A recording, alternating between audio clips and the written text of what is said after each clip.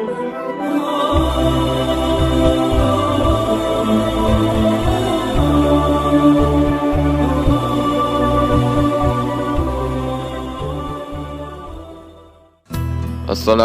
warahmatullahi wabarakatuh. Seperti yang telah diceritakan sebelumnya, bahwa Syekh Abdul Qadir Al-Jailani mendapatkan gelar raja para wali dengan sikap tunduk dan rendah diri. Begitu beliau sudah mendapatkan gelarnya, justru malah tidak mudah menjaga gelar itu dari godaan-godaan setan.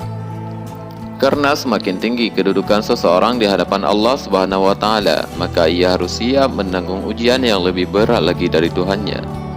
Setan terus menggoda manusia dan para kekasih Allah Subhanahu wa Ta'ala agar terjerumus dalam api neraka, tak terkecuali Syekh Abdul Qadir Al-Jailani. Dalam suatu riwayat dikisahkan, ketika Syekh Abdul Qadir Al-Jailani lagi menyendiri, beliau dikagetkan dengan datangnya sebuah cahaya besar yang memenuhi penjuru langit. Lalu bayangan itu datang dan memanggil beliau. "Wahai Abdul Qadir, aku ini Tuhanmu. Kamu adalah kekasihku. Aku akan meringankan syariat untukmu. Apa yang aku haramkan sebelumnya, sekarang aku halalkan untukmu," kata bayangan itu. "Wahai yang terlana, pergi kamu sekarang dari hadapanku. Kalau tidak, aku akan hancurkan kamu," jawab Syekh Abdul Qadir Al-Jailani. Begitulah setan menggoda para kekasih Allah Subhanahu wa Ta'ala. Ia mengaku dirinya sebagai Tuhan agar Syekh Abdul Qadir Al-Jailani percaya dan mengikuti perintah-perintahnya. Namun Allah Subhanahu wa Ta'ala tidak akan membiarkan kekasihnya terjerumus ke dalam jalan yang salah. Setan diberikan kebebasan oleh Allah Subhanahu wa Ta'ala untuk menggoda manusia sebagai manifestasi keadilan kepada seluruh makhluknya. Sesaat setelah kejadian dialog tersebut, tiba-tiba cahaya itu padam dan sedikit demi sedikit hilang dari pandangan Syekh Abdul Qadir Al-Jailani. Beliau terus menyendiri menikmati keindahan alam sebagai bukti kebesaran Allah Subhanahu wa Ta'ala. Tak lama kemudian, bayangan yang tadi menghilang kembali memanggil Syekh Abdul Qadir Al-Jailani dalam wujud kabur dan berkata, "Kamu selamat dari godaanku, wahai Abdul Qadir, karena dua alasan. Yang pertama, karena ilmumu yang telah melekat dalam jiwamu, engkau mampu membedakan mana yang hak dan mana yang batil.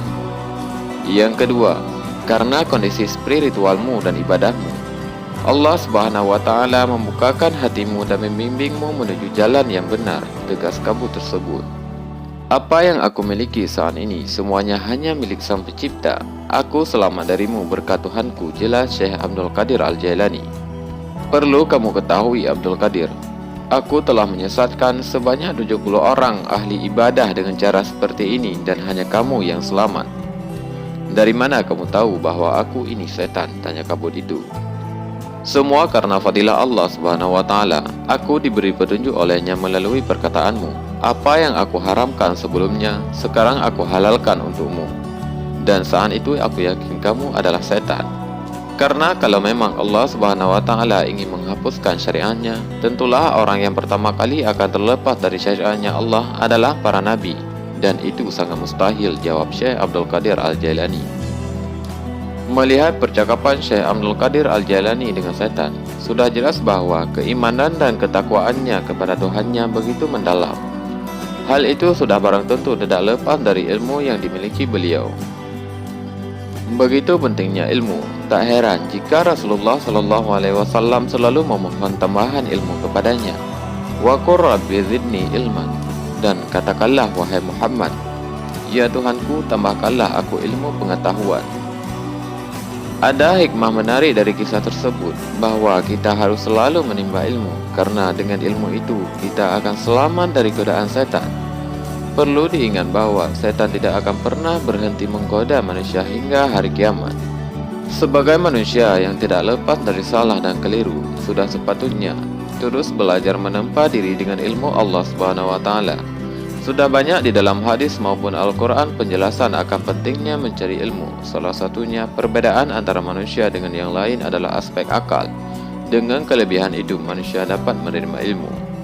Sebagaimana Allah Subhanahu wa Ta'ala mengajarkan Nabi Adam alaihi salam akan nama-nama benda yang ada di muka bumi ini dalam surat Al-Baqarah ayat 31. Dan dia ajarkan kepada Adam nama-nama benda semuanya. Kemudian dia perlihatkan kepada para malaikat seraya berfirman, "Sebutkan kepadaku nama semua benda ini jika kamu yang benar." Melihat firman Allah Subhanahu wa taala tersebut, telah mafhum bahwa manusia memiliki kelebihan daripada makhluk yang lain. Namun, itu semua kembali kepada manusia itu sendiri. Bisakah manusia tersebut mempergunakan kelebihan itu sebaik mungkin?